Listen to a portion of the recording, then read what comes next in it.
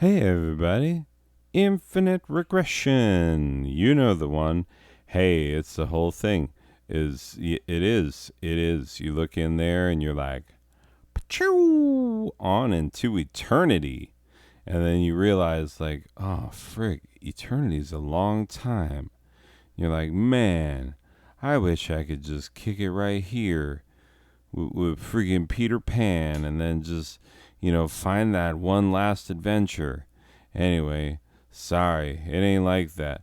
Hey, look, it's Weekend Type Fun, Volume 21.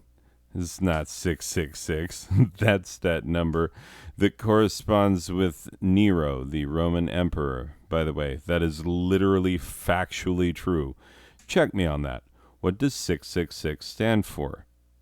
No, don't go to some freaking nutso site. Go to a reputable site where scholars discuss it. Because I am telling you, the Roman Emperor Nero is the answer to your 666 query. You don't believe me? Okay, well, this guy, this freaking guy. I'm going to come over here. You use this is even my one that I for schoolage and whatnot. So it doesn't even have 666 origin and meaning.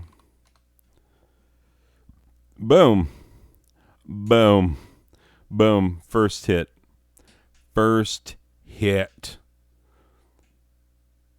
Preterist theologians typically support the interpretation that 666 is the numerical equivalent of the name and title Nero Caesar. Written in Aramaic, this can be valued at 666 using the Hebrew numerology of gematria and was used to secretly speak against the emperor. Thank you very much from the Wikipedia number of the beast. Yeah. Boop doo doo doo doo doo doo doo doo doo doo doo. Ha ha ha.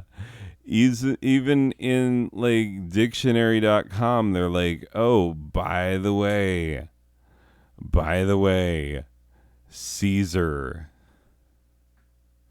Yeah, some avoid the number out of fear of its evil associations, but others playfully revel in it.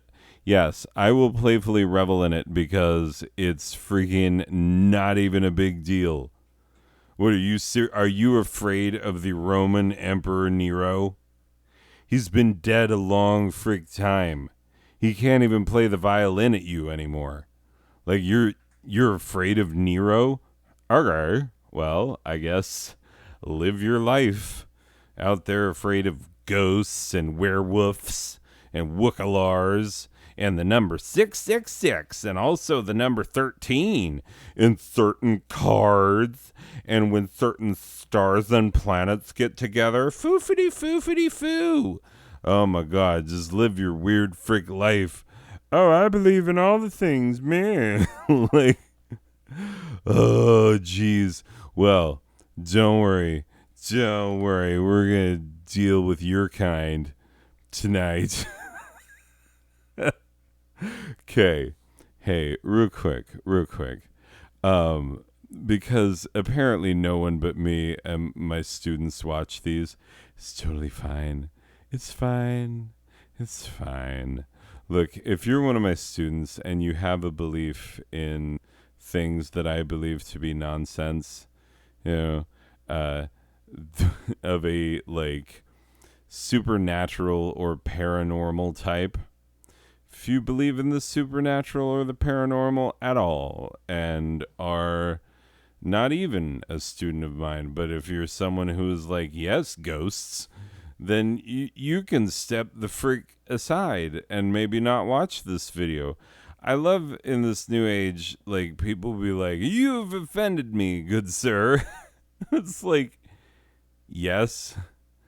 And I have also been offended my own self by terrible things like hypocrisy and ignorance presenting itself as some sort of virtue, you know. I've seen a gross misplacement of value in society, and have seen it go on for long periods of time and have no one question it at all. You know, so yeah, I'm offended. I'm offended by things, but guess what? What do people do about things I'm offended about? Freaking nothing. You're going to go down to City Hall and be like, I am offended at the concept of hypocrisy, good sir. I am offended at ignorance presenting itself as a virtue. You know, I think we should, bring back the pillory and use it for people who are like, I don't even know which teams are playing in the Super Bowl. I mean, the last few years, I legitimately have not known which teams were playing in the Super Bowl. I didn't. But I wasn't proud of it because there was a time in my life where sports were very important to me and I saw as much sport as I could. I did. But I'm a teacher now and I have that kind of spare time. So, I've devoted my spare time to other pursuits. And honest to God, it came down to it and I was like, well, I can either be able to watch sports or be able to read books.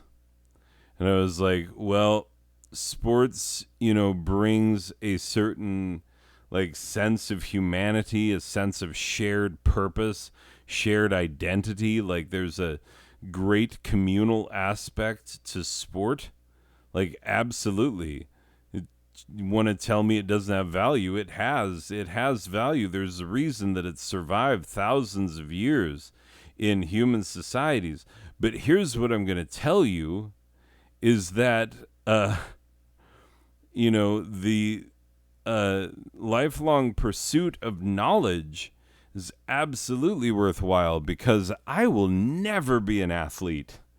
Ever. I will never be an athlete. But what I can be is a guy who is carrying around a lot of information in his head.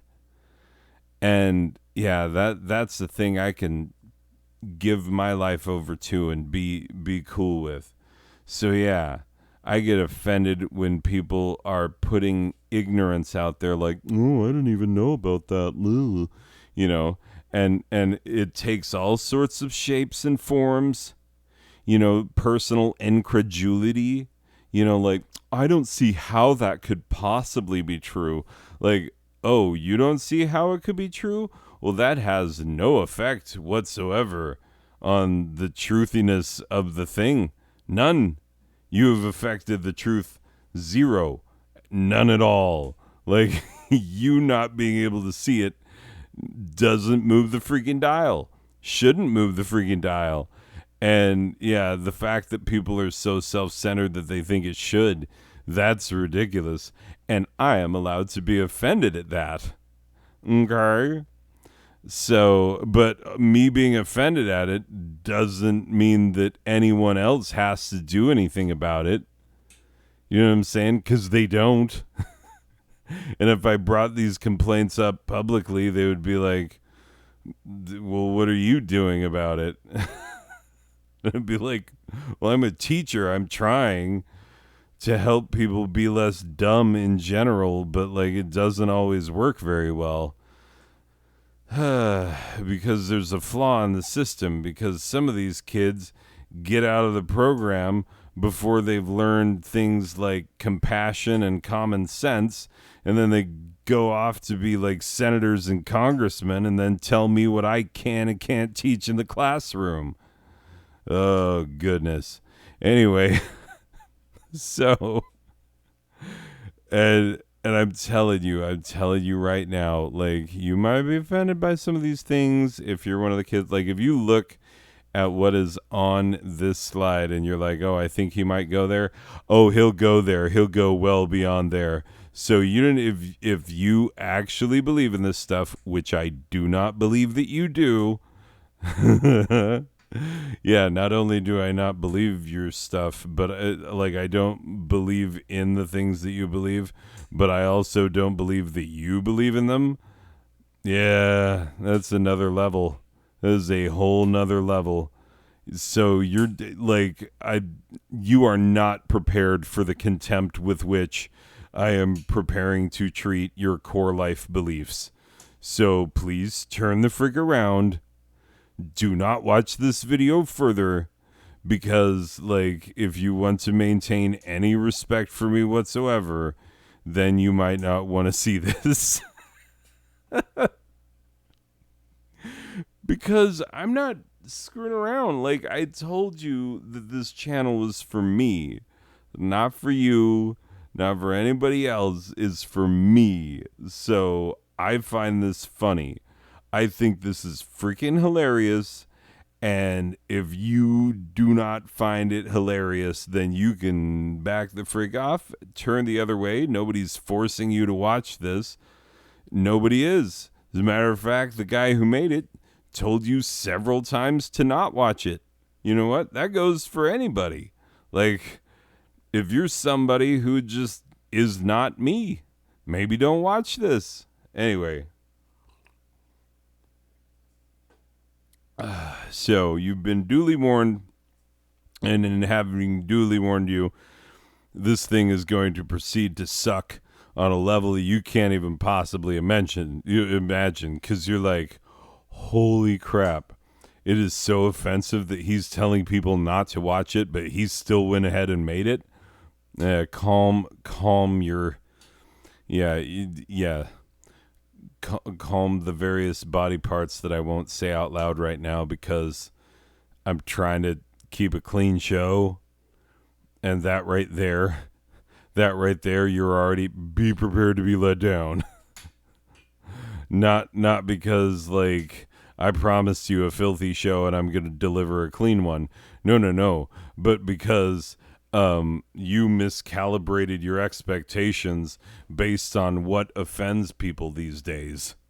Like, so the fault is your own. I'm sorry that it is so, but the fault is your own. Anyway, here we go. We got to get this going. I'm the guy who starts the show. You know, I normally at this point, I guess what? I already started trying to record this once and I made it weird. Like, no, it was like weird bad. And it was a bad energy that I was bringing to it. So, like, I had to stop and start it all over again. So, you don't even want to know what was going on before with the bad energy that I was bringing to it. So, we're going to try and do this one right. And then hopefully by the end it'll be good and we'll all not regret having seen it. Maybe. This is going to be so terrible. Yeah, the reason, like, okay, I've openly mocked people's belief systems on this channel before, and nobody's said boo about it, including a person that I know may have seen it who very much has that belief system.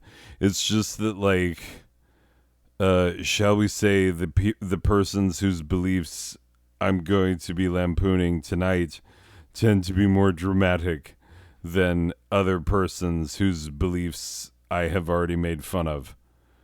Yeah, that's right. I do mean dramatic. I teach the drama class. Hello. Anyway, so yeah, here we go. We need to bring in Stanley the Manly. He's got to say his bit. I'm not going to call him Stan because I'm not going to be a jerk about it. You know what I'm saying? Not going to, bring up the fact that I don't really believe in his sobriety. He says he's got a 20-day chip, but I still swear I smell it on him. And based on his inability to do a good job ever, he always just does a very passing version of his job. I just, I don't know. I think he could still be dipping into the hooch and still doing exactly what he does, saying one line a week. Yeah, you're basically Tony the Tiger at this point. They're great. Yeah, that's you. That's you, Stanley. Glad we pay you. Jeez. Yeah, Chaz, can we do something about this guy? I mean, glug glug. Yeah, you know what I'm saying? Chug-a-lug, chug-a-lug. Make you wanna holler Heidi ho. Burns your tummy, don't you know? Chug-a-lug, chug-a-lug. I see you rolling down the street in your big Cadillac. You got girls in the front, you got girls in the back. Away in the back, you got your money in sack.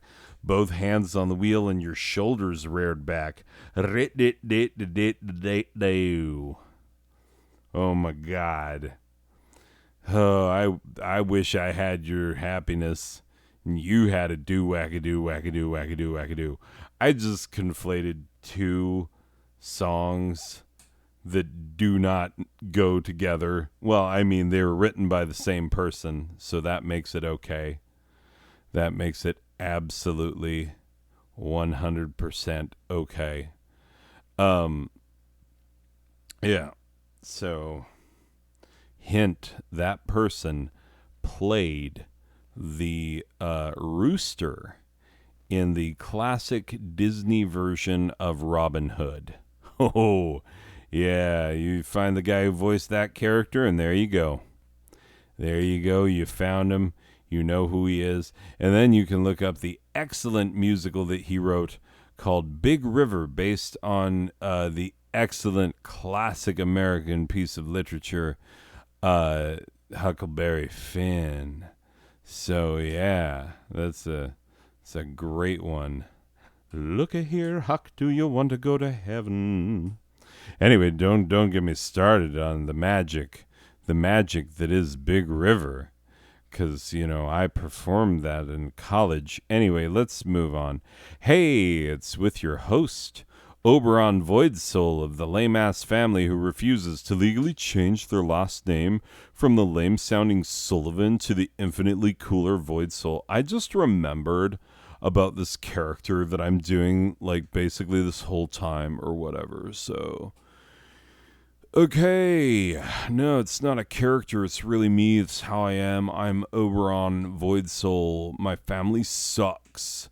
They will not change their last name from Sullivan to Voidsoul. Like, listen to how cool that sounds. Voidsoul. Oh my God. Like, if Slipknot would release another album, I bet there would be a song on there called Void Soul. Yeah. Anyway, also, my family refuses to call me Oberon and they keep calling me Tanner just because it's been my name since birth. I've been practicing magic for like 3 months, guys. I'm Oberon now. Get used to it. Okay? Hey, Oberon, play the theme song. The one which has always been the theme, as sung by the Out of Tuners.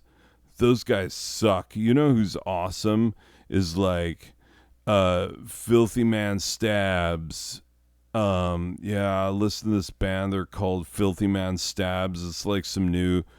It's some pretty cutting edge stuff. I don't know if you'd really be into it because it's like really dark and like growly and angry and stuff. Yeah, it's like a square like you would really not be into it because like it's too heavy for one, and for two it's like too cool. So definitely don't Google or All Music Dead Man Stab Filthy Man Stabs. Sorry, no, I know the name of the band. Filthy Man Stabs. Yeah. That's they're a cool band, man. Anyway, Out of Tuners, like what are they? Some sort of like Johnny Mathis cover band or some crap like that. Anyway, let's play it. Probably sucks ass, but whatever. This has always been the theme song. This right here, what I am singing, this has always been and will always be the theme. Yes, we are in complete agreement. The things that we have both been singing about are indeed the theme. And now it should be apparent to all personages within the sound of our voices that we have been singing the one and true theme song, the only theme song that exists and will ever be in the world. Amen. And whatnot. Cha. There you have it, the theme song by the Out of Tuners. Wait, sorry. Oh my God, I forgot I was, Dad, get out of here. You suck. Get away from my microphone. People are going to think I'm related to you. Oh my God. Well, maybe if you change your stupid name, Dad. Ugh. Have all these great names picked out for my whole family, and they won't even listen. He could have been Lysander, Dad. Could have been Lysander. Anyway, guy won't listen. Moving onward and upward and whatnot. Hey, this week's episode: magical incantations for gullible people. Gullible people. I don't know what that word means, but magical incantations, I know all about those. Oh my God, I know so much magic, you guys. That's magic with a K. You'll learn about that, don't worry. You could tell it's real magic because it has a CK in it, not like all that fake ass magic with a C nonsense. That's fake. You buy it at a joke shop. If you can buy it where there's fake vomit and fake dog poo and hand buzzers and stuff, it's fake magic. No, you gotta go immediately next door to the real place that has the real magic. They got crystals, they got pentagrams, they got a whole identity that you can purchase for just under $100. Oh my God, it's amazing. That store is the best. I get so many magical objects from there and so many magical ideas. It's you don't even know. Oh man. Yeah. Okay. First, we must protect this episode by casting a magic circle of protection. Please note the CK in protection. That's literally half of what makes it work. Yeah, if this were magic protection with a C, it'd be some clown nose nonsense. That stuff isn't even real. But this is real because it taps into Mother Earth and stuff. And we've appropriated the gods of many, many different cultures and put them all together in one big old mishmash. And we've done this so that we can be magical with a CK, actually force nature to change on our behalf, man. We can do that. So we're going to cast a circle of magical protection. So it'll protect us from whatever gods or goddesses that we've, appropriated from dead religions. Because, a lot of those gods and goddesses are actually really vengeful, especially to outsiders. And, by definition, we're outsiders to, every one of these religions. So, gotta protect up. Anyway, the words of magical protection are, they're Latin. They come from a dead language. That's how you know it's real magic. Okay? Magic with a CK. That's how you know when I say K, I'm talking about the K in magic. Okay. Now, the words of magical protection. Lorem ipsum dolor sit amet. Now, you're going to chant this with me while dancing around the room like an ostracized white kid who thinks that maybe people will finally think they're cool once people realize that they've chosen a cool religion that's not like all that conformist religious nonsense with their well-established belief systems and millions of followers. Those guys suck. Like, they're not even cool. Like, it's so lame. It's like, oh, we're 2,000 years old and like we had a dead guy and whatever. It's like, what even is that? Like, millions of people believe this. Well, what about something that, like, I'm pretty sure just like the lady down at the herb store and the guy at the head shop and like three other random people in town believe? You know, a guy in a trailer who sells rocks and minerals, you know, he believes it, you know, like, yeah, got some pretty cool people who believe it, making cool choices in their lives and doing awesome things. Anyway, what's happening? We'll see. We'll just get this figured out. I don't know. My brain's going like 3 ways at once, man. Just trying to get my brain under control. Anyway, all right. As I begin the chant, please chant along, growing louder and louder with me, and see if the magic circle appears. Oh, you're going to see it appear. It will absolutely magically appear. But you have to like really say it and really dance around and like really believe that it's going to appear. 'Cause like a doubting spirit, like a spirit that isn't willing to like tell people that our spells worked, even if there's no evidence whatsoever that our spells worked. Like, if you have a willing spirit, then you'll totally see the spell work. But if you have an unwilling spirit, like you demand actual evidence, like measurable, like in a scientific way, then you're not going to feel it, and neither are your instruments. So you can just put those away because it's not going to work for you.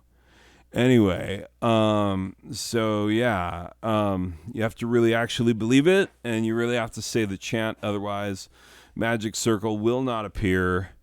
So no cynics, no skeptics, like just do it, okay? Here we go. Lorem ipsum dolor sit amet. Lorem ipsum dolor sit amet. Oh, Jackie, you can see it. Lorem ipsum dolor sit amet. Lorem ipsum dolor sit amet. Lorem ipsum dolor sit amet. Lorem ipsum dolor sit amet. Lorem ipsum dolor sit amet. Oh, behold the sacred circle of magical protection. You can see it, right? It's totally there. Magic is for real. And that's why you have to be super careful with it. Because you can actually affect things. Like, okay, I heard there was this guy who once did this episode on the internet making fun of magic. And so like a bunch of people got together and like they used their magic, you know, the kind with a K on the end, you know, the real stuff. And like that guy died when he was like 90. So like count it. They got him, you know. You can't fool around with magic with a K. Anyway, here we go. And now I, Oberon Voidsoul, may teach you the ways of forbidden magics. I say forbidden because there's no way your parents will like this. And if you're doing this as a way of getting back at them for being the literal worst, you're definitely in the right place. Like, if your dad is not cool, like, this is basically like your starter kit. And if your mom is not cool, then like your dad's also probably not cool. So it's, yeah, stands to reason. So like you probably need this in your life anyway, because Then you'll know that you're disappointing them for something that you chose, not just for existing like usual. Anyway, yeah, let's not reveal sad truths that cut a little close to the bone, because people are going to actually think that this isn't comedy, and they're going to be like, oh my God, this guy is freaking serious and he's coming after our children. Anyway, let's back it off. Ease off the gas pedal, dingus. It's supposed to be parody and satire, not like, haha, go kill yourself and I'm going to sit here and watch until you do. Like that's not the freaking vibe we're trying to bring. By the way, it's freaking putting this out there. If any of you kill yourself, I will I'll be so mad. And I will sit there at your funeral with a sour look on my face. You're going to be like, this freaking guy, I told him no. I said no. I said, no, you do not. And he still freaking did it? That's some bullcrap. Anyway, so, yeah. Yeah, this, keep it moving. Keep it moving. Lighthearted comedy. Yeah, bro. It's lighthearted comedy. Just to prove the power of my magics, I give you the following. A list of persons cursed. Look at that K and cursed. Yeah, that's how you know it's real. Cursed by I, Oberon Void Soul. Curse some people. I gotta get a drink. Like my throat. Ugh. Okay, number 1, Connor O'Flaherty, captain of footballs. Some say it was the 300-pound lineman who fell on his knee, but those in the know that I used magic most black to get back at him for calling me a quote-unquote, his words, freak. Number 2, Jade Millerton, my ex-girl, no, X, just the one X, not two X's. I did not get back with that skank. Anyway, my ex-girlfriend, I don't want her back. No, you shut up. Anyway, she now experiences pain when she pees. Some say it's from the gonorrhea she got from all the sex she's been having with my ex-best friend, Steve. But those who know better know that I cursed her crotchethal region. So I used my cursing power, and that cursed her crotch. She didn't even get to enjoy sexual relations with Steve because I cursed her crotch first. You don't come to me, you don't step to me, tell me that I cry too much and that your mom doesn't like me and that I'm not even allowed at your house anymore, so you might as well go out with someone that might actually be able to come over ever. I mean, shut up. Jade, you suck and I cursed you. Deal with it. Number 3, my ex-best friend Steve, who now has a pus-like discharge from his groinital area. Gross, I know, but actually factually true. People used to think he practiced magic with a K until we all found out it was a ploy to steal other people's girlfriends. We kicked him out of the coven and I cursed him with gonorrhea-like symptoms. Yeah, that's right. He might have the clap, guys. Get it? No, they call gonorrhea the clap. Get it? Whatever. So he's got these crazy symptoms like a sexually transmitted disease, only it wasn't sexually transmitted because he did not sleep with Jade. And I do not care about her. No, I do not. No, I do not.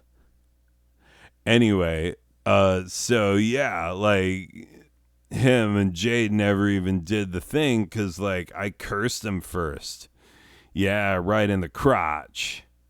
Anyway, my dad, who walked into my room without knocking while I was putting an anti-love curse on Steve and Jade.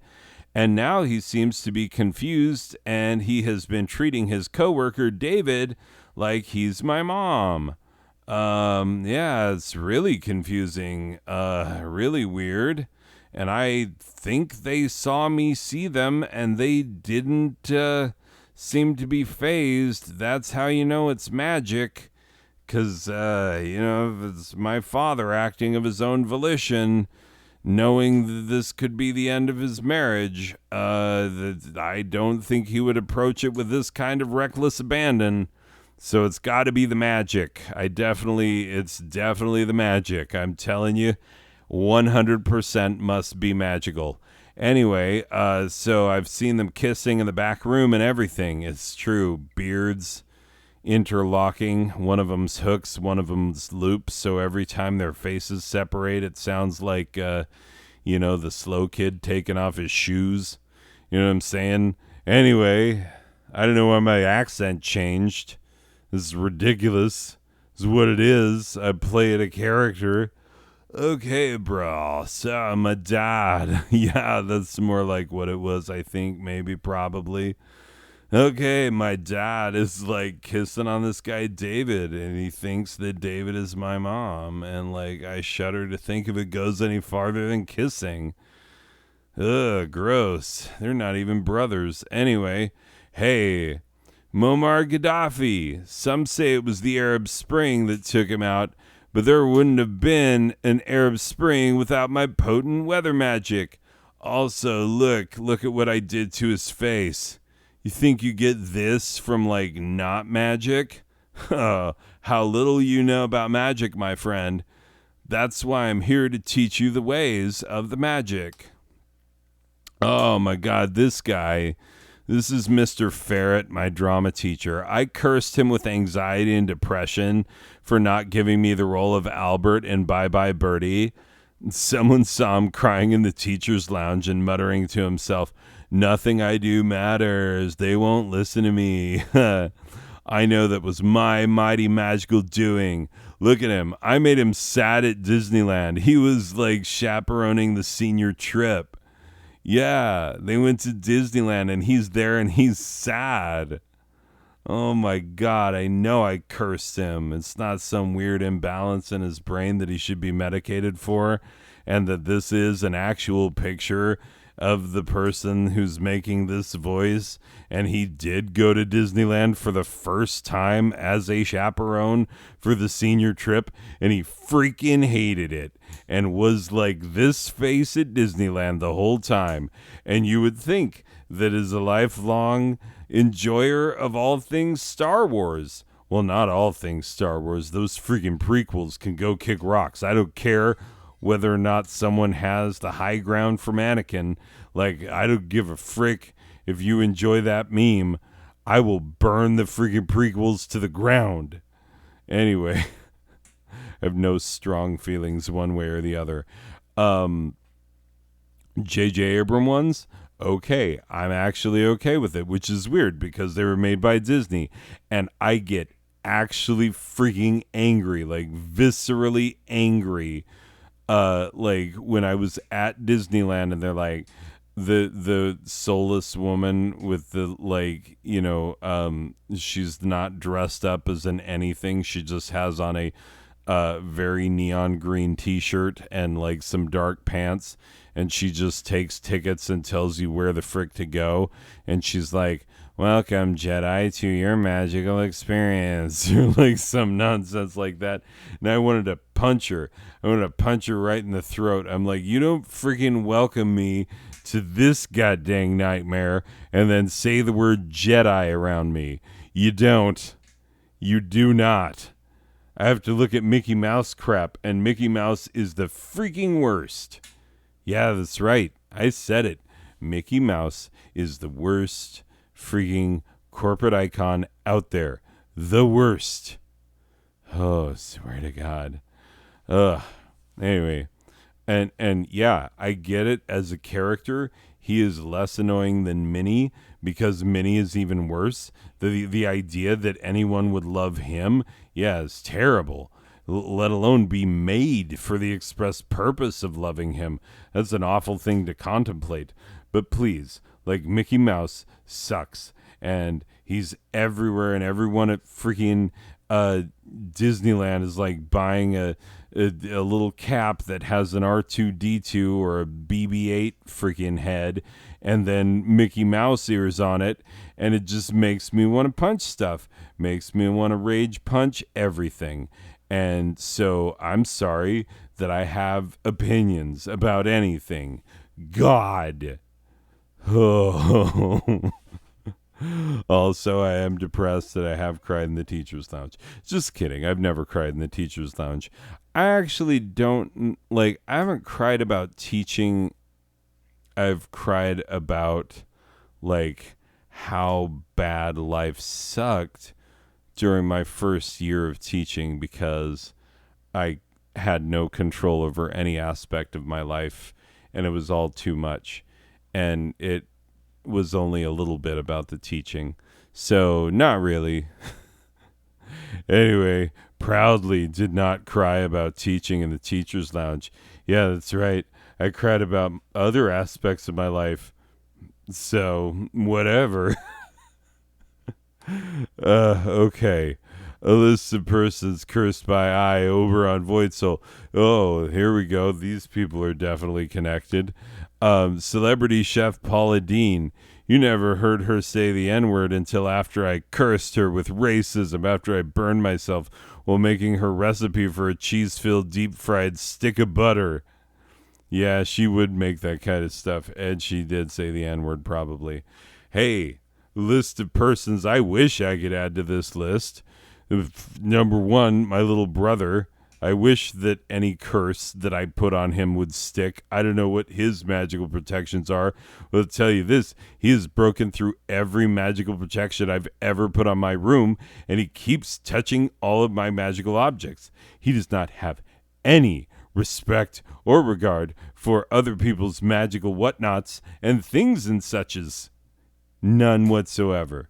Yeah. Oh, I know my accent is coming in and out worse than a freaking community college production of Guys and Dolls. Oh, I know it's coming and going, but we're just freaking let's keep going and hope people don't notice.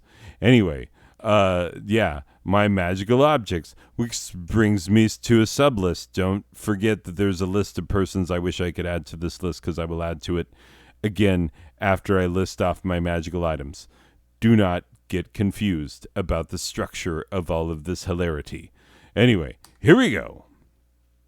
Oh man, just for reference, here's a list of my magical items. Okay.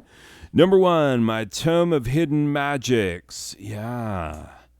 Totally. It's like the blackest of magics in here. The just deep, dark secrets. My skull candle purchased last year at the Halloween store that used to be a dress barn. But you know, I only use this for like super evil revenge magic. Yeah, that's a thing. No, that's real. That's really real. My copy of Hocus Pocus on DVD, not ashamed to say it. It cannot technically be used for magical purposes because I have tried. But just try and tell me that Bette Midler's performance isn't absolutely magical. Just try and tell me that. No, she's great in it. Whatever. Shut up. A vial of Wolverine blood. Totally magical object. Yeah, I found a dead Wolverine on the side of the road and I poked it with a stick. And luckily I had some beakers that I had stolen from chemistry class. And, you know, like I collected the blood in the vial. And now it's like I spilled some of it and some of it turned into like a massive, disgusting scab. But there's like still a little bit of liquid on the bottom. And so like, yeah, we could use that for like a secret dark ritual or something. Pretty sure. I gotta check my books, you know. My magical robe, which is actually my older brother Dan's graduation robe. But before you say what you're thinking, like, okay, hold up. It was found to have powerful magic when it cursed Steve. Oh my God, did I not use a CK curse? Ugh. I may have just affected the effectiveness of the curse, friends. Oh my God, I'm going to have to go back up. I'm going to have to do the curse all over again. Oh man, where am I going to get a lock of both of their pube hairs? The shower. Got it. Soap. Anyway, so here we go. Yeah, I use this when I curse Steve and Jade with their groinital issues, and the cap has not been proven to be magical at all, as I don't wear it, because then people are like, oh, did you just graduate? And they don't know that I'm practicing, that I'm doing my magic. No, it's not called putting on a magic show. Shut up. Trying to do this. This is for YouTube. No, they don't let you get a second take. You have to do it all in one take. No, that's the rules of YouTube. Okay. All right, here we go. Slide number 31. Just for reference, here's a list of my magical items. My tarot deck, which only speaks the truth, like how it told me to no longer trust Steve around my girl, because Steve is a backstabbing, bad friend, and I don't like him at all anymore, because my tarot told me very clearly it was like Claven of Pendragons and crust of, a friggin' one of those Pepperidge Farm things, and the ones that are basically stale right when you get them. You're like, this is fresh, isn't it? And then it's like stale. Yeah, that. No, there's a card with that on it. Well, that's what it looks like. Anyway, and then like the Knave of Deuces is one of the things that I drew. It was pretty bad. Anyway, told me not to trust him anymore. Yeah, because I know my tarot, so, whatever. My spirit board, which, I kid you not, I actually used to contact the souls of George and Charles Parker, who are the creators of the board game Monopoly. Like, how random. That was so weird. My egg-shaped seer stone, which I acquired while digging a well with in company with my brother Hiram for Mr. Clark Chase near Palmyra, New York. It possessed the qualities of Urim and Thummim, since by means of it I was able to translate the Book of Mormon. So that's one of my magical things that I totally have. A Jupiter talisman. I bet that's it. That sounds more magical.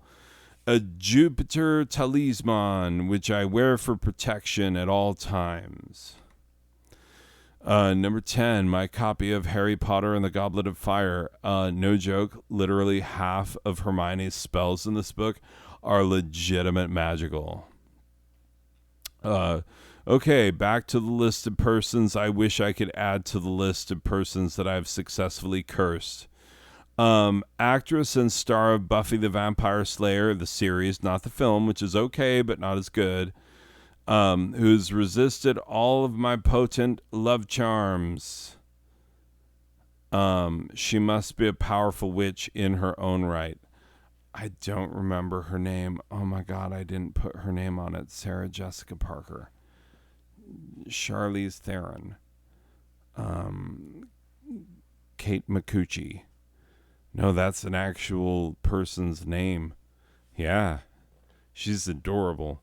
And she sings filthy songs with her best friend who froze her eggs. No, not Kate McCucci's eggs. The best friend froze her own eggs. Anyway, it's in their comedy routine. Check it out. Check it out this week on Whatever's. I don't know this actress's name. I'm playing a character, but I don't know the information that I'm drawing on for the character. Sorry. You paid YouTube free. You get YouTube free quality. Anyway, what? Two and more two. Okay, here we go. Director, screenwriter, comic book writer, and composer Joss Whedon. I wanted to curse him for never getting back to me on my deeply accurate erotic Buffy fanfic I keep sending him. But somehow I can't curse the man. His work's too good. It is. I mean, have you read like the Firefly comics? The ones they weren't able to do in the show? Oh my god, amazing. So, whatever. So now, without further ado, or is it adieu? You know, like how the French say goodbye. Anyway, I forget. I'm going with adieu. It sounds fancier. Okay. I'm so glad this came up because it was bothering me. Oh my god. Okay, so the person who wrote the slides wanted you to know this, and I also, the person reading the slides, am the same person. So, yes, I need you to know that I know the difference and that I know which one it is. So, it is ado, which means an additional and unnecessary fuss being made over a thing. So, yeah. Anyway, I really and truly could not let that stand. And I'm so glad that I already wrote these slides. Otherwise, I would have explained this. There's no way I just let that stand and be like, no, I don't know what the difference is between a do and a do. So now, without further ado, you idiot, Oberon's Guide to the Magical and the Mystical, Part 1, Actual Love Incantations. Okay, I must warn you that, like, the guy who put these slides together took no freaking time to regard the beliefs of other people. So he got actual spells from your actual spell books and whatnot that you actually use for like your magical rituals and whatnot. So like, yeah, he like legitimately, yeah, took some things. So if you've made it this far, if you haven't been offended yet, Captain Offensive is you strapping up for blast off. Yeah, Captain Offensive is ready to head straight to outer space. Here we go. Actual love incantations. Okay, this is the attraction spell. You will need a live pink carnation in full bloom, a small piece of rose quartz, or Steven Universe will also do. A small slip of pink paper, a pen or pencil. Guess what? This magic is for girls, written by girls, for girls. Are you a dude? Well, I hope you get with that girl that you're trying to get with by pretending to believe in this. Anyway, moving on. Attraction spell. Place the flower in a vase of water. Yeah, it's more magical when you call it a vase. You want it to live for as long as possible. Write the name of the person you want to attract on the slip of paper and fold it up tightly. Tuck both the paper and the piece of rose quartz in the middle of the flower.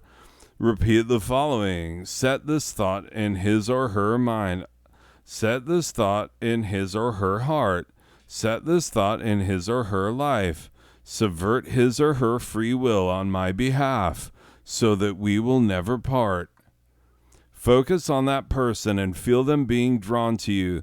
Leave the flower with its contents in a vase of water and let it stay until the blossom completely droops. Bury the flower and save the paper and stone on your altar to continue the effect of the spell. Yeah, like you're gonna actually affect someone's free will with this. Like you're gonna put a piece of paper in a flower with a little bit of crystal and just say the magic words, boop-a-doop-a-doo. And who listens? Who listens to you say the magic words? The universe? The universe that you have failed to understand with any degree of accuracy so far in your ridiculous beliefs? Like you don't understand like how the universe works and what it actually is. So you're just being like, yep, I used the secret. I write it on a vision board. Like what? Oh my God, you're a silly goose, is what I'm telling you. You are a silly goose. Oh man, I'm gonna feed you some breadcrumbs, you silly goose. Okay. Reveal a person's thoughts of you. Another actual, factual, literal, definitely a spell. Not a spell. We're doing magic here, people. Back the frick up.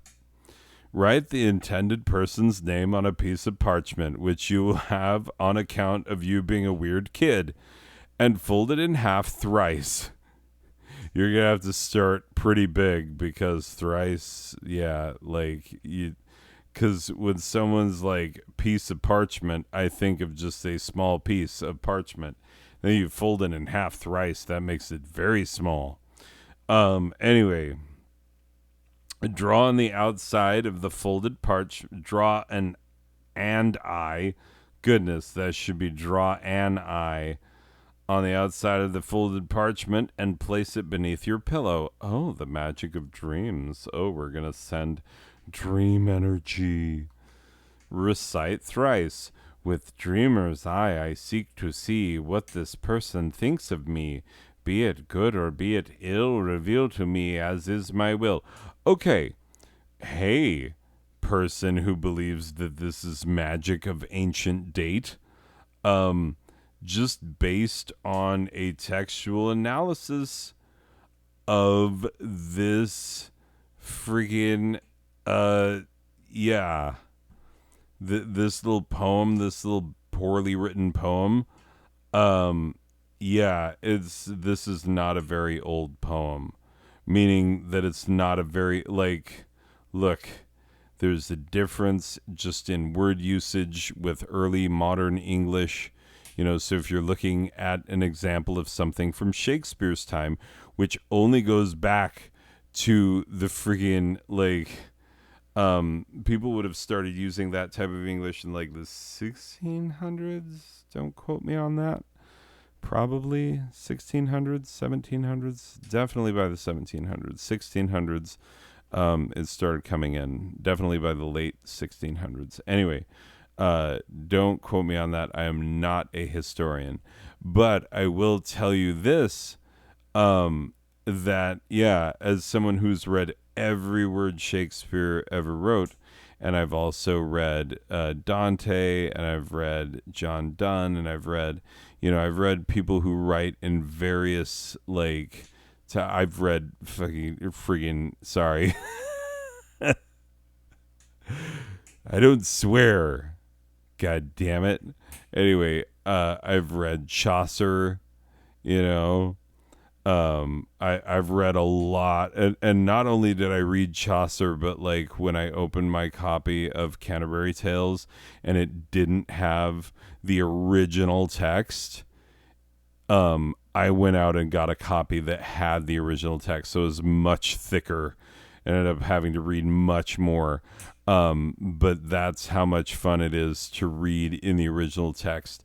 Going back into some old Beowulf, for frick's sake, some very old English. Yeah, look, this is not very old.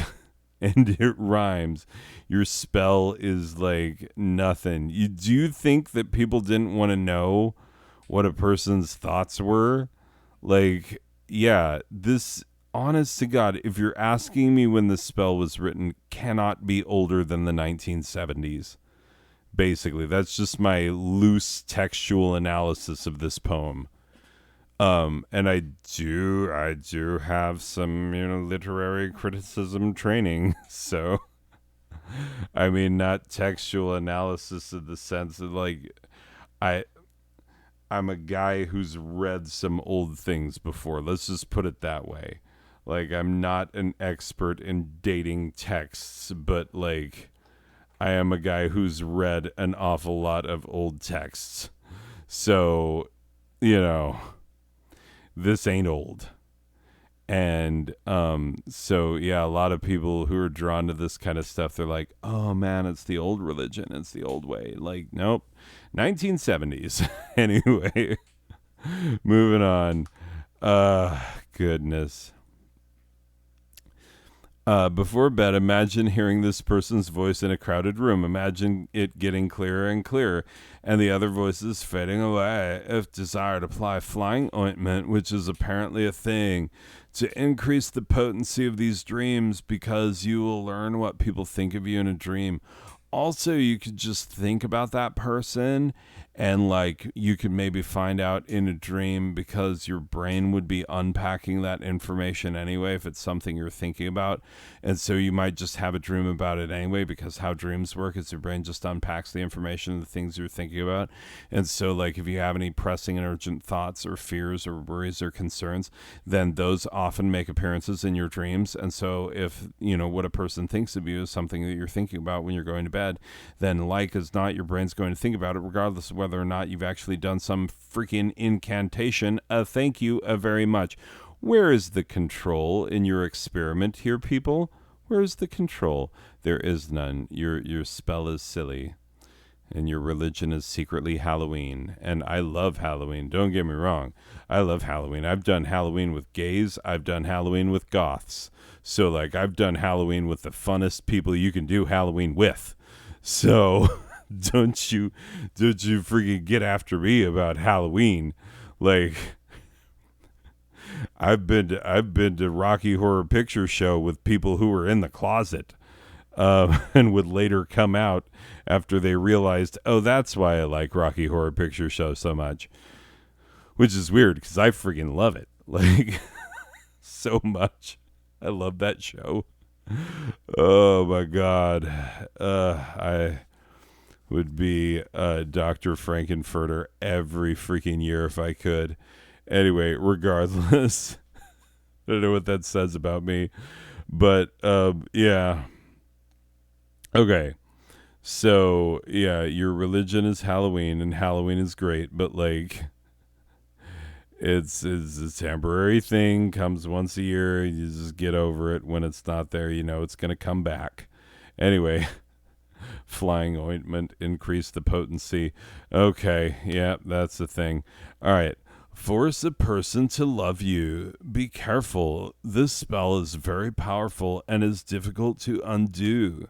Seriously, you might find yourself attached to a brazen whore like Jade. No, she is a whore. I do not. Shut up. She is a whore, and I'm never getting... She did? No, shut up. Shut up. Like, no, I didn't care. I only was surprised because, like, I thought I put a spell to make her, like, not. Because, like, I'm better off if she just, like, doesn't think about me ever. So, like, I was just, you know, worried that maybe the spell had fallen off. And that's the only thing I was concerned about, you know, is like... Oh man, I would get some more newt's eyes, you know, from the guy who sold me those last ones. It was a whole hassle, you know. Anyway, so yeah, that's all I was thinking about, cause like, you know, it's hard to do that spell, and I was worried that it was breaking and stuff, you know, whatever. Okay, moving on. Force a person to love you. Repeat thrice each evening for 3 consecutive evenings, because the number 3 is very important for like whatever, because we believe in everything. Numerology, you betcha. Palmistry, you betcha. Tarot, you betcha. Like whatever the frick is like non-science based and kind of dumb sounding and like was phased out a long time ago, but like people in Sedona still do it. Yeah, we believe in that. Anyway, whatever. Okay, so repeat thrice these things. It is not salt I turn to fire, but the heart of the man or woman I seek. Let him or her have no peace of mind until he or she comes to me. Okay, that was a good one. Yeah, good thing I didn't like, you know, I wasn't really saying it about anyone, because then, you know, like that person would have been forced to love me, you know, against their will, you know, regardless of whatever crotch issue they might have or whatever. Okay, moving on. Other types of spells. Candle spell. With this candle I do ensure that my spell does travel and endure over the lands, the skies, and the seas. And that's how they spelled seas. They didn't spell it SEAS like the bodies of water. They spelled it seas. Like, seeing with your eyes, like he sees, I see. Like, that's the kind of seas they put on there. If it had an apostrophe, it'd be Seas Candy. It's closer to Seas Candy than it is to the freaking bodies of water, I'll tell you that much. So, yeah. Anyway, over lands, the skies and seas. And this is how it's printed on a piece of paper that you can buy on Etsy for like $30 for like getting this spell to put in your freaking 3-ring binder, because spell books are 3-ring binders that you can buy on Etsy. Oh my God, yeah. Okay, over the lands, the skies, and seas to bring my desire back to me. A person who thinks seas rhymes with me. Yeah, that's who I am. Seas and me, they totally rhyme. Seas, me. He sees me. Oh my God, that whole sentence rhymes, buddy. He sees me. Yeah, totally rhymes. That's like a triple rhyme score. It's like I'm a rhyming poet, man. Like, I'm too deep for you. Too deep for Jade, that's for sure. Anyway, moving on. Hey, come to think of it, that force a person to love you spell rhymed me with seek. It did. The poetry here is like vastly subpar. It is just from the objective, okay, this is something I can comment on. Oh, but I can.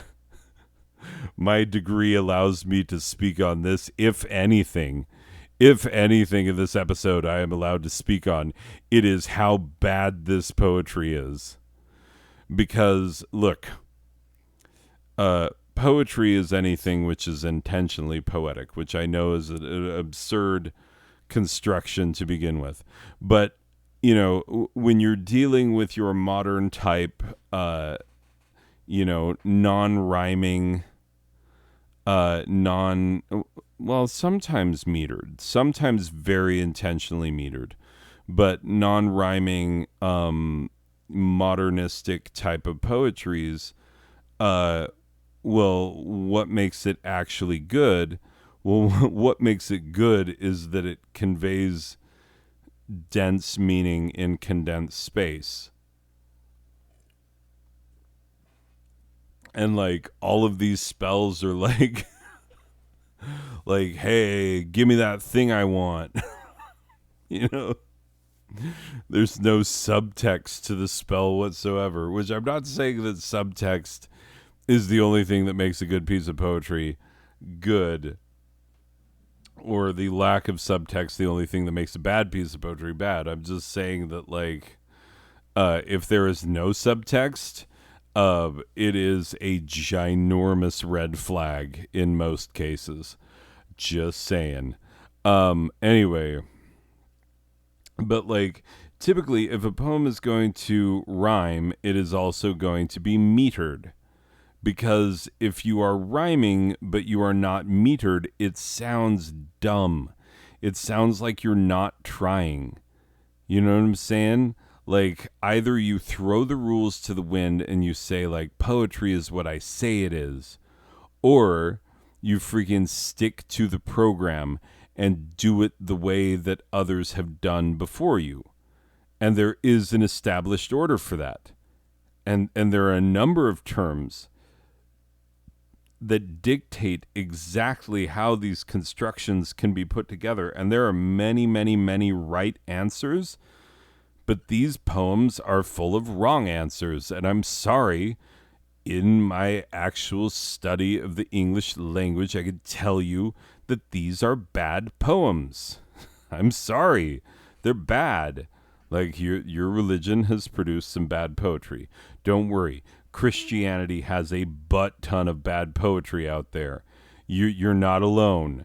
Just recognize the fact that your religion includes some stinky, terrible poetry. Just god awful. Anyway, K, rhyming me with seek. This is ridiculous. K. Apparently, the real power of Wicca, you see, is bringing badly rhymed and metered poetry for you and Steve. Oh, check it. A bad Wiccan acronym.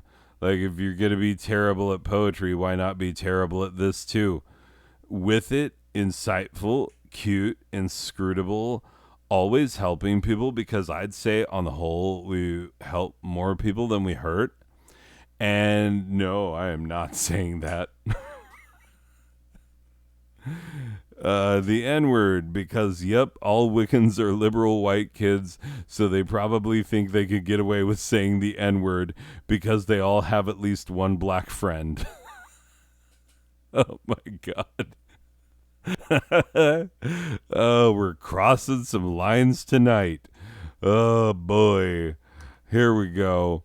But just for a moment, though, isn't it interesting that there are only two? This is factual. You check me on this. What other group of white people can you confront me with that feel comfortable using the N word? Comfortable. I know that you're like, oh, what about people who recite hip hop lyrics? Oh, I know some hip hop lyrics for sure. And I will tell you that I know for a fact that there are two different versions of Nothing But a G Thing, because there's a version of it on Millennium Hip Hop Party that was a CD that was very much predominantly purchased by white people. And on that CD, the version of it, instead of, two loked out N-words going crazy, is two loked out G's going crazy, so that people like me who want to learn the lyrics to Nothing But a G Thing can actually do it without fear of like saying a word that we really don't want to say. So, yeah. Like you want to come at me with things like, oh yeah, people who recite hip hop lyrics. I'm telling you, if a person recites hip hop lyrics and they say the N word in it without flinching, they fall into one of these two categories already, like guaranteed, without fail. Okay, either number one, they are people who think they can use it innocently because of their relatively close personal relationship with at least one black person. Yeah, they got one black friend and they're like, yep, that's my card. That's my ticket. I can use it with people who are not this black friend. And if they ask, I'll just be like, no, yeah, Dante said it was cool. So I don't see why you're mad. One of your very own said I could. Hear how insulting that is. Anyway, and number two, people who use it to manifest the absolutely vile and corrupting hatred that is always bubbling and spewing out of their heart. So, like, you can say the N-word all you want. If you're a racist and you are expressing that racism, like, there is no limit to the number of times that you could say the N-word. If you are a hateful person expressing your hate, like, that's how you express your hate. You use the most hateful words, and that is top of the list, a number one most hateful word. A word so hateful we won't even say what it is. We just call it the N-word. Like, that's how hateful. And like, there are a lot of white people who are just uncomfortable at the very mention of it. They're like, okay, where's this joke going? This guy's going to talk about using the N-word. He better not actually use it because I will leave this room. Oh, goodness, people. Yep. I'm telling you, this is factually accurate. The only time I've ever used that word in my life was referring to Brazil nuts, because some freaking racist persons on my mother's side of the family taught me that Brazil nuts were called N-word toes. And I thought that that was the case until I was like 20. and I was in a decent grocery store that had bins for the various nuts and things, and it said Brazil nuts, and I was like, oh God. My mom's side of the family has some racists in it. Of course it did. Her father was a virulent racist. Told me like without flinching and without kidding, like was actually dead serious. I used to put coins in my mouth because I don't know, you're a kid. You put coins in your mouth and just like mush them around and be like, I'm feeling the crevices and nookles and crannies on a dime, Grandpa. Anyway, but he was like, hey, don't put that in your mouth because it's been in some N-word woman's sock. And I'm like, what? I was like 8 at the time. He tells me this, and I'm like, first of all, why is there a stereotype of people putting money in their sock? Like that, even if you're poor, there are better places to put it. Like even on your person though, like that's ridiculous. Number one, and number two, like what? Why make it racial all of a sudden, Grandpa? Like why is this the way that it's going? So yeah, I like nobody even had to sit me down and be like, okay, you see what he did right there? That is wrong, and we don't do that. I just heard it and was like, oh, that's not right. that is definitely not okay. But when someone tells you that it's the actual factual name of a thing and you're like, well, I guess they must have named it before that word wasn't okay. And they just haven't thought of a good name for it, I guess. Maybe that's how that went. Then later on, like a good 10 years later, Brazil nuts, dang it.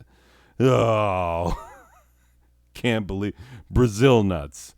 They did have an actual name this whole time. Anyway, regardless. Meanwhile, the entire rest of our race be like, but we're also worried that our usage of be like is an appropriation of black culture. That is factually accurate. But we got to use a picture of Picard, who is now and shall always be on our list. You know the list. Your Anna Kendrick's on your list. Male, female, first of all, Anna Kendrick's on your list. So that list. Okay? You're picturing the right list? Okay. So, yeah. We got to use a picture of Picard, and he's on the list. So that makes us feel okay again. Yeah, Picard makes us feel like a naughty boy, and we don't care who knows it. We like to think about Picard when we're alone in bed at night. When we're alone and thinking of Picard like that, our hands begin to wander southward. And we have officially hit the limit of what our host feels comfortable with. No, you didn't. Oh, I could go further. Oh, I could definitely be talking about fumbling with crotchetals and groinetals. And I could definitely push the limits further. It's further. We're talking about metaphorical space, not actual physical space. Anyway, I definitely could push that metaphor further. I shan't. That's a fun contraction that we don't use enough. I shan't, but I could. Anyway, Oberon's Guide to the Magical and Mystical. Past life spell. Write your own name on a slip of paper and place beneath your pillow. Yeah, because dreams totally work. Before sleep, repeat thrice. Remove the chains of time and space, and make my spirit soar. Let these mortal arms embrace the life that haunts before. Do you see how this, you think about the thing you're going to dream about, and then you actually dream about it? And it's exactly, you're not affecting, the outcome of, oh, I'm going to be Cleopatra, but, you are going to be Cleopatra, so whatever. Hey, this one at least rhymes. Yeah, look at it. Space, embrace, soar, before. Yeah, it does. Doesn't say it's metered well. It's really not. Like, nope.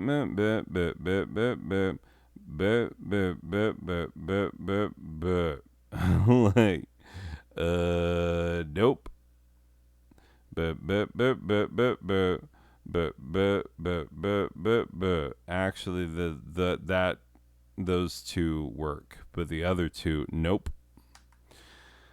Yeah, it's metered poorly, but can't expect much from people who literally think they're witches. Oh, this guy. Braxton, you are true. Okay, don't get upset at me. Do not get upset with Rem Pemberton if you're seeing this. This is 100% Braxton job. 100%. Anyway, that is the past life spell. Here's the healing spell. Take all your magical shit and throw it into a pile somewhere. They had too many things that I was like, just grab all the shit and throw it in a pile. That's what it sounds like we're doing anyway. Light whatever absurd number of candles you have in your room. Say the freaking words on the next page. Frick, I swear this is Rona. I can't smell anything right now. Oh my god. When I wrote this, I was struck in the nose with a very sudden, like, I don't know. It's just weird. All of a sudden, I couldn't smell for like half a second. But because that's a thing that people are worried about with Rona, like, it was 100% an allergy thing, like, because I've had allergies, since I wrote this. But, like, yeah. I was like, it's the Rona. It's 100% the Rona. Anyway, ridiculous. Okay. Mumble the following to yourself while sitting in the waiting room of your doctor's office. Magic mend and candle burn. Illness leave and health return. Obviously, don't leave candles burning at home when you're in the doctor's office. Like, yeah, that's dangerous. What are you kidding yourself? The person who gave me the spell could not be reached to confirm after effects as they died of COVID 19. If only they had gotten a vaccine instead of a crystal. Oh, we're about to get. You think that we've been in the land of the judgy before? Get ready. It's about to go Hawkeye Pierce on you. I mean, come on. This is just something for bored kids to do on the weekend. It's not like anyone believes this stuff. And by anyone, I mean functioning adults. Oh, gotcha.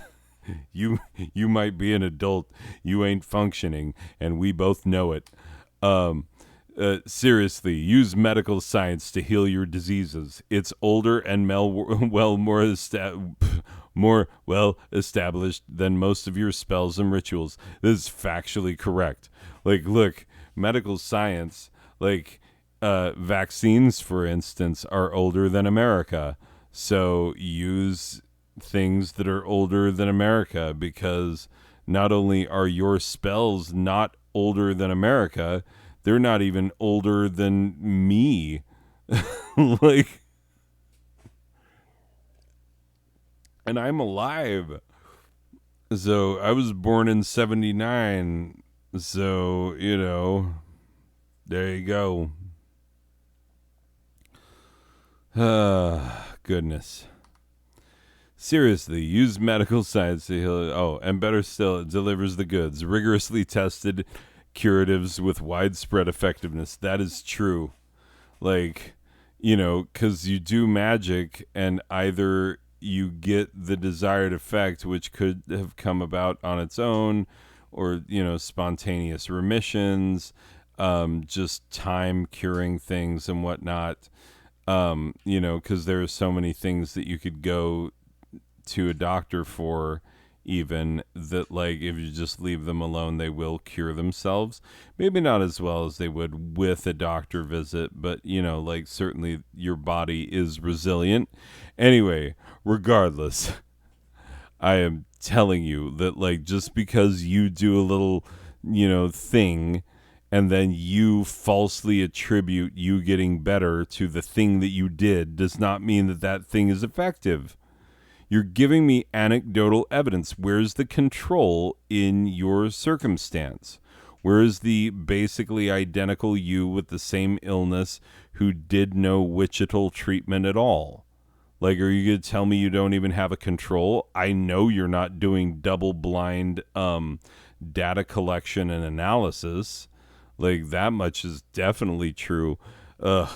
And your freaking, sample size is ridiculous. Anyway, honestly, I can't take seriously the things that you're putting out there. And now, oh God, there's more. Oh no. Oberon does your tarot. Okay, yeah. So we're going to do a simple 4-card spread. Okay. So number 1 is you in relation to your life's purpose. Number 2 position is your personal life purpose. Number 3 position is your life purpose in your family and community.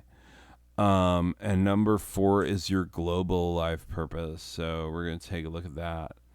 Okay, so for this is you in relation to your life's purpose.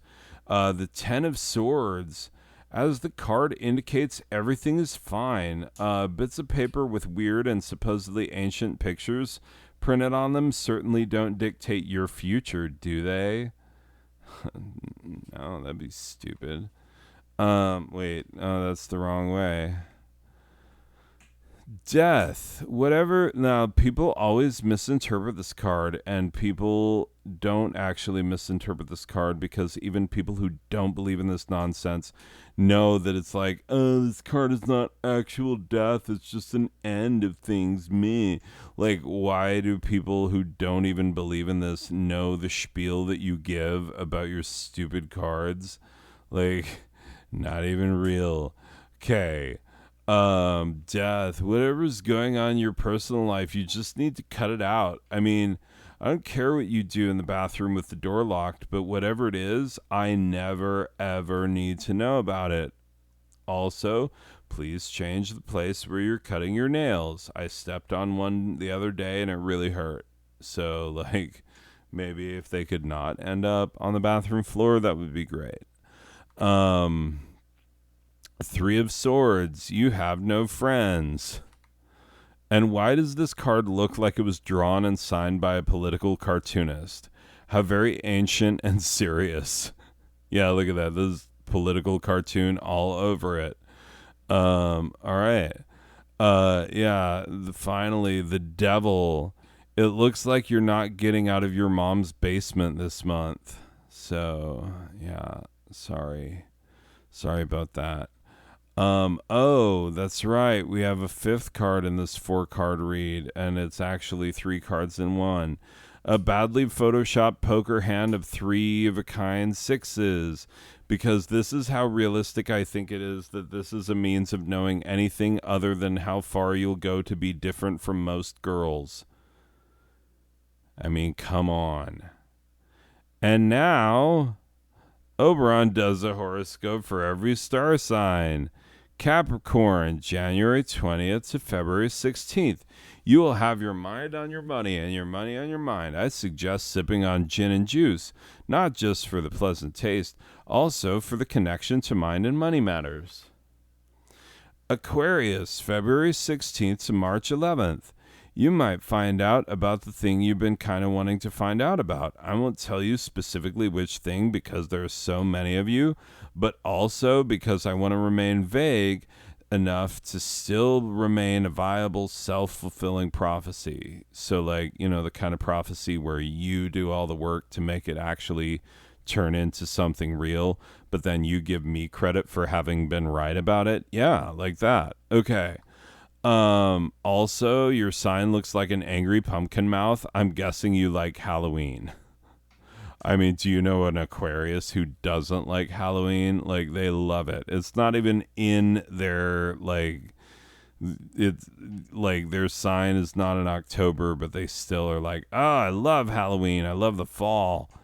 I could tell that both because of your star sign and also because you've basically adopted Halloween as your religion at this point, which I guess makes about as much sense as any religion. It's just that when your religion looks like a joke, which yours definitely does, I think that you would come around to knowing that all religions are a joke. It's just too bad you still always need to be the weird kid. Pisces, March 11th to April 18th. You might not completely hate your job the whole time you're there. I mean, sure, you're only in it for the money, but every now and again you realize that you don't mind being good at what you do. Oh, and if you don't have a job, the birth date listed on your birth certificate is probably wrong. So, look into that. Aries, April 18th to May 13th. You might enjoy your weekend this weekend. I mean, it's not perfect, but it sure beats working, doesn't it? Taurus, May 13th to June 21st. New ideas will come from your imagination. Can you imagine ideas from your very own imagination? I swear I literally plagiarized this from a major popular horoscope website. As I did with all of these. These are actually essentially what was being said on a major horoscope website that people are using to make actual decisions about their actual lives. Is this vague, nonsensical bullcrap? Anyway, I'm so bothered by the tautology represented in this horoscope, I didn't notice he didn't change the sign from Aries. Oh my God, you're right. Aries, Taurus. Yeah, crazy. All right. Gemini, June 21st to July 20th. You'll meet people at social events. What? Of all the places to meet people, at events where people have literally come to interact one with another? Surely not. This one was so shockingly specific, you didn't notice that now I'm just a full sign image behind because this is the actual image for Taurus. Cancer, July 20th to August 10th. You will get some things done, and you will notice that the things being done have been and or are being done by you. Also, your sign image is the number 69. 69. You guys are seeing this, right? Leo, August 10th to September 16th. You'll get ahead by working hard. I tell you this so that if you don't get ahead, you'll blame yourself and will not question the accuracy of my prediction. Also, I guess we're not seeing that Gemini sign now, are we? Virgo, September 16th to October 30th. You will encounter your coworkers at work. Yes, I know it is odd for you to meet them in such a place on a work day, but just you wait, you'll get to work and they'll be there, and then you'll see. Then you'll cower at my magical powers of prediction. And there's the Gemini sign. Looks like it's Virgo who's getting screwed, which is a hilarious thing to say. I'll let you think about it. Okay, you need to stop thinking about a Virgo getting screwed. That's okay. You're weirding me out. All right, Libra, October 30th to November 30th. Have people over to your house and listen to them when they tell you things.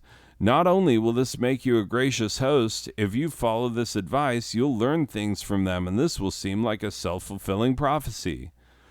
Also, this looks like a bit of a schematic, so go ahead and place the resistor on the board at the site indicated by the sign on the left. Scorpio, November 23rd to November 29th. I knew a guy who used to use the fact that he was a Scorpio to give himself permission to do mean and cruel things to others and think he could get away with it because I'm a Scorpio, it's just the way I am. Don't do this. It's a dick move. And I'm telling you, he actually literally did this. He would do vindictive little petty things, and then he would just be like, oh, I'm a Scorpio, I can't help it. And it's like, no, you can help it. You 100% can help it. You're just being a dick. So maybe don't. Don't do that, Scorpios. Like, holy crap, everybody's tired of it if that's the way that you're going to act. Oh, my star sign dictates. Who gives a frick? Anyway. Also, your star sign looks like a Queens of the Stone Age album cover. Moving on, Ophiuchus, no, Ophiuchus. That's how you say it, Ophiuchus. November 29th to December 17th.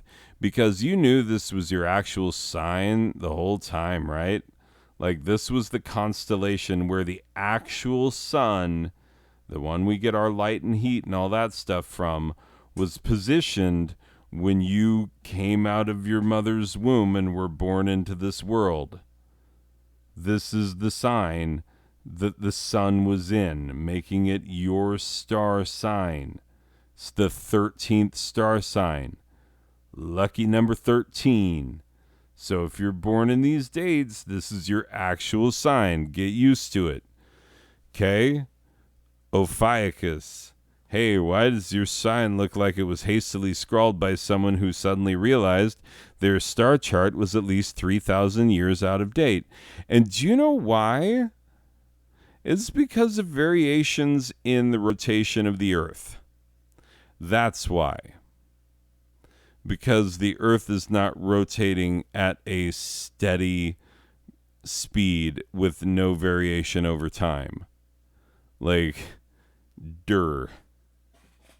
It can be calculated. It can be calculated and has been calculated very accurately.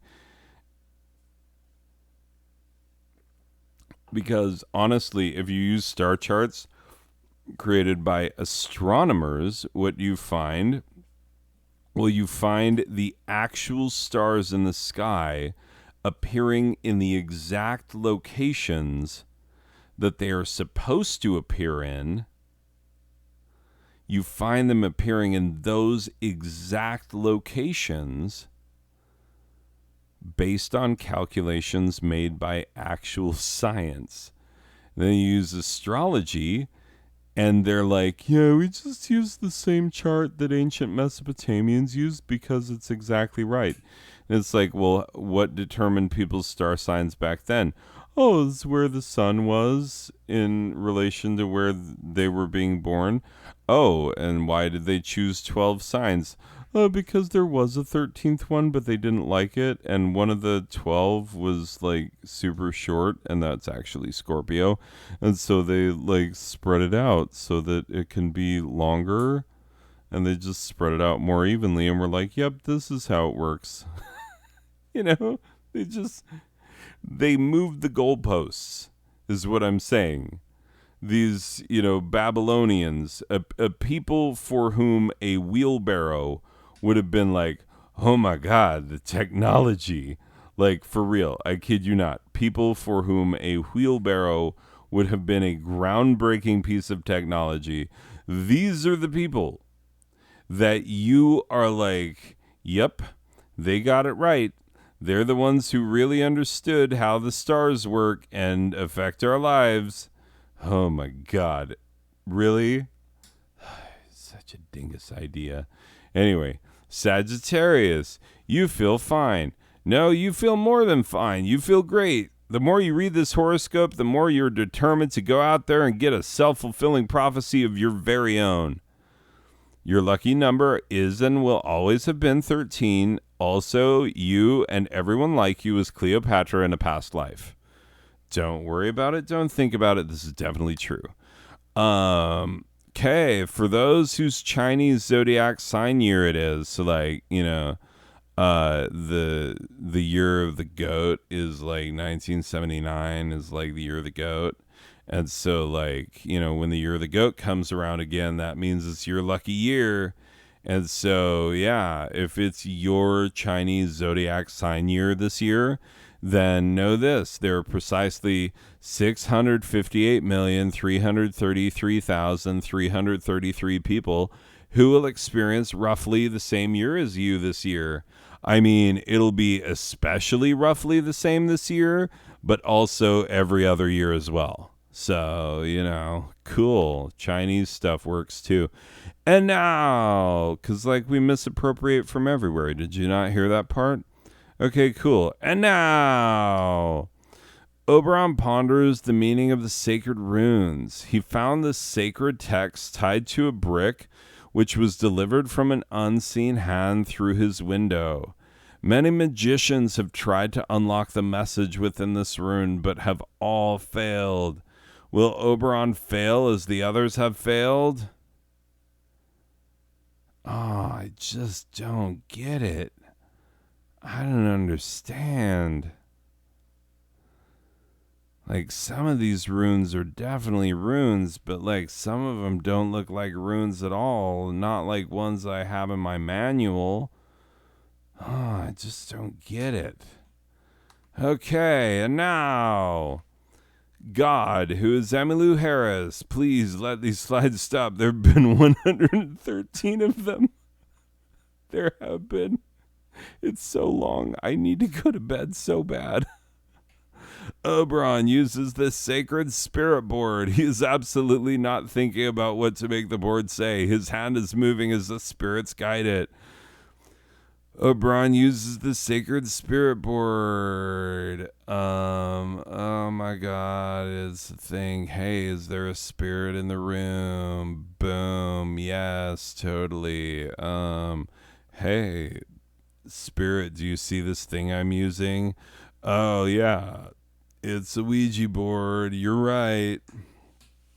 Okay. How many Ouija boards do you think I have? One. Well, I mean, technically yes, because the other one I'm borrowing. So like, I have two in my house right now, but like only one of them is mine. So you're right. Cool. All right. So spirit, time to reveal to us your name. S. U. C. K. A. The B. U. What is it gonna be? T. T. Is that it? Yes. Suck a butt. Suck a butt is your name. Is that like Native American? Succubutt. Suck a butt. Oh, suck a butt. Oh, you piece of crap. You suck. You're the worst. No. No, I'm telling you, you're the worst. No. Oh, you know what? Friggin' get down there. Ugh, goodbye. Hey, this program was made possible by the Igneous and Gertrudina Buttcomer Foundation and by viewers like you. Promotional considerations provided by Ralph Morgan's Extra Strangly Snakes, the Lonely Ass Librarians Guild, Grandpappy True Real's Foul Smelling Balms and Gruels, and the one and only true God, who is Emmylou Harris. This program was directed and performed by Rem Pemberton. His staff thinks he's a real piece of work. I don't give a crap about that guy. That wasn't the one we showed at the beginning. Written by Braxton White Guy. He's actually not this gray. We talked about his gray and creams. Theme song by the Out of Tuners, or two of them. There's only two of them this time. Presentation of Non-Sober Badger Productions, a subsidiary of the large, boring-sounding corporation with a surprisingly questionable business practices. Lawful Asset Holdings Incorporated. A branch of the intentionally vague corporation whose purpose may never be known. The Blaine Group. And communism. Not dead yet, suckers. This week's Lucky Listener Weekend Getaway Giveaway. Albert Tito Piccirilli. I wonder if he's related to the guy who played trombone with Coltrane for a hot minute. No, there's no way he's the same guy. No closure. It's the end. And indeed it is, people. Infinite regression. And we will see you in the next one. Okay, bye.